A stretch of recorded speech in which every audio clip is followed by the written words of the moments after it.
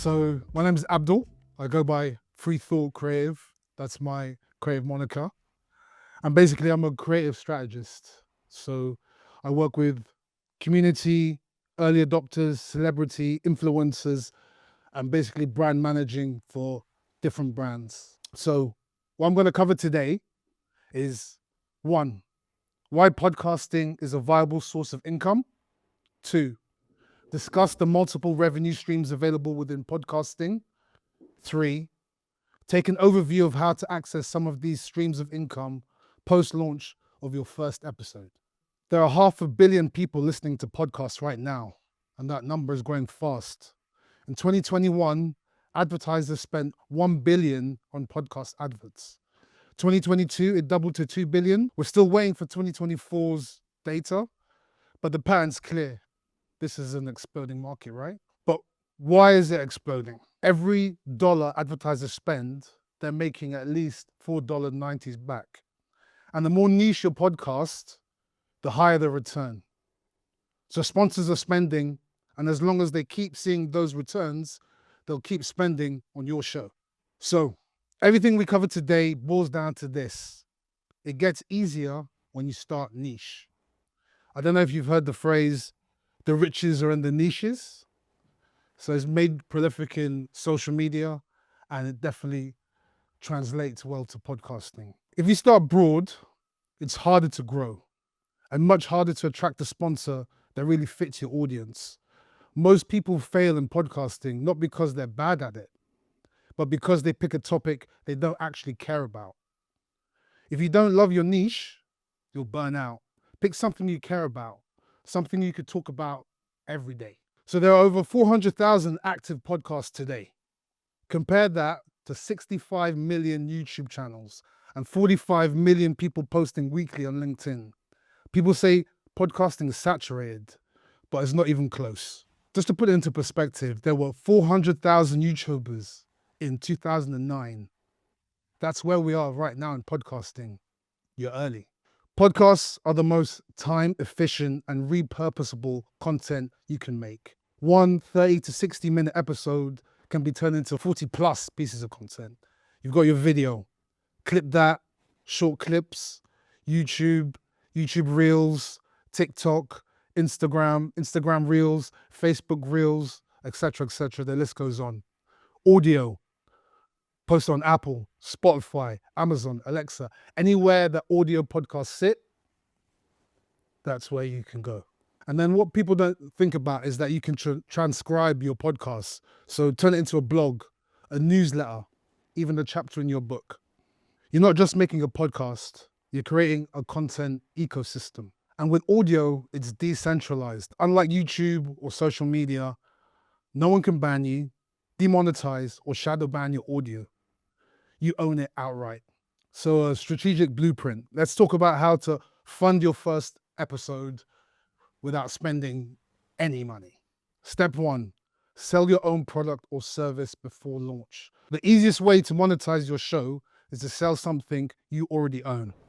Your listeners buy into you, they trust you. If you're helping people solve problems in your podcast, the call to action is simple. If you want help doing this yourself, reach out to me. And now you can turn your podcast into a sales funnel.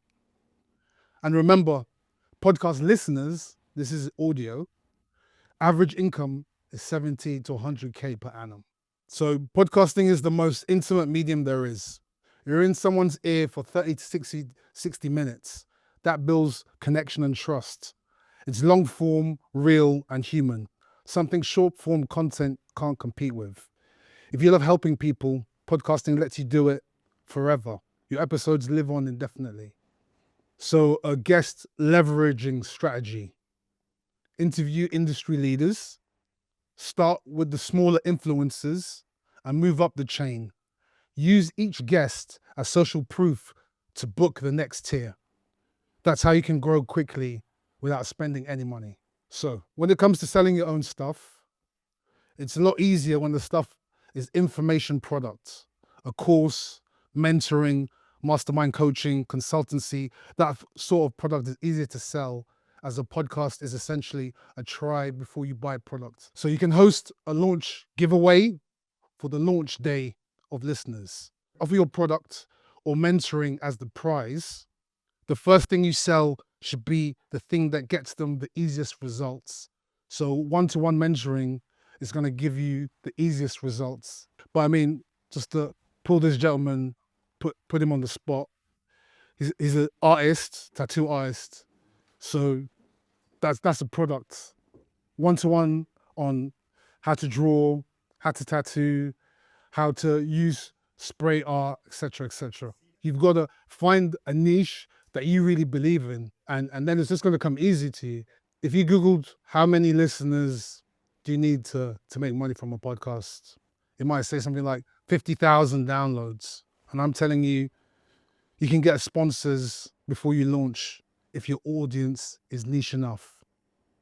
So I'd start small when you hit up your sponsors. 12-week partnerships is what you're going to aim for.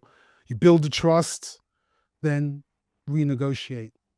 Avoid the ad networks that I said were great to jump on, which is Podbean, your Adcast, and Buzzsprouts. When you look on there, you're going to see a make money tab, right? I would advise against that. They're going to throw whatever ads they want on your podcast, and they might come across disingenuous. So there's two types of ads for podcasts. You've got your dynamic ads.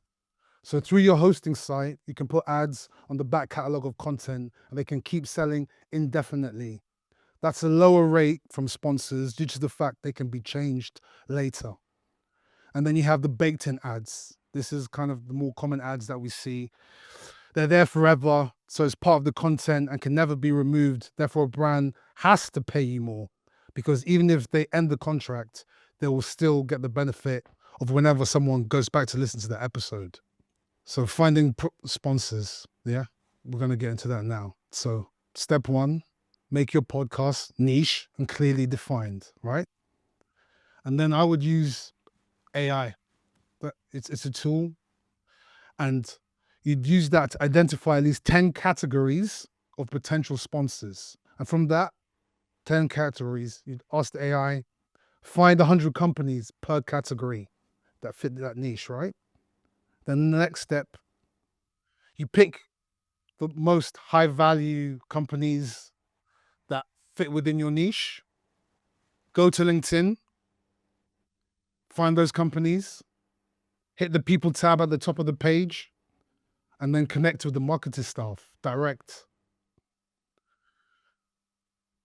Don't send them a message, just send the connection. So once they've accepted, then you can message them casually. This is not easy. Like, you've got to put in the work for this. I say, your podcast should be a brand business. That's how you should look at it.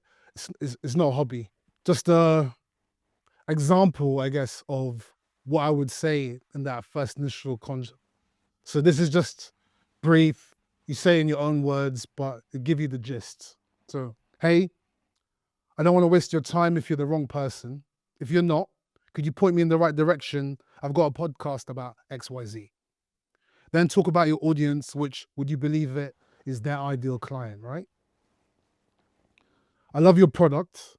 And then if you can name drop something specific or a feature, all the better. And I think my audience will too. Have you ever partnered with a podcast?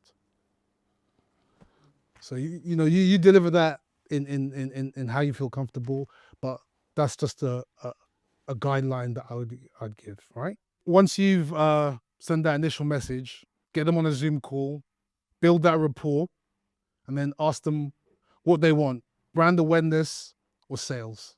They'll always say both. So you offer them two proposals: audio only sponsorship, or the full 360 package, which is audio, video, socials. You'd be surprised, the audio package that you're offering them would actually be a higher ask than the 360. So pricing and leverage, right? Pre-launch deals can range from, depending on the niche, 200 to £1,000, right? Per sponsor, depending on the value of your niche. Always ask for upfront payment, or at least half up front when negotiating. And then an idea I'd say is, if especially if you're getting over 1,000 for your initial investment, reinvest it to sponsor other podcasts in your niche. That's how the pros grow fast. They advertise podcasts on one another. So we're talking about other avenues of making money from podcasts. So we'll just go over it all. Sponsors, adverts, donations, Patreon subscriptions, selling your own stuff, merchandise, live events, licensing your show, courses, or mastermind one-to-one mentorships, right? Your audience is who, not how many. Focus on building trust, not chasing the vanity metrics. So basically, don't overthink it. Don't wait for perfection. Podcasting is still wide open, but the clock is ticking. Start niche, sell your own value, build community, then scale smart. And then my takeaway would be, because the easiest way to monetize talking about your passion outside of being a politician is through a podcast. There's a lot of information there, and there's a lot of people that are there to help me. Storyhouse is a great, shameless plug for Storyhouse, but it is a great place. Like, I'm not a public speaker, but I love the space. I know both of these gentlemen personally. I brought clients here multiple times to use this space, and they're great with what they do. If it's just audio, obviously the production values are really high. You definitely want to invest in as high quality as you can, clip editing, etc., etc. And then obviously there's people like me that can coach you through step by step. There's agencies as well. There's a lot on offer. But that's it. Thank you very much. Thank you guys. Thank you. Appreciate it.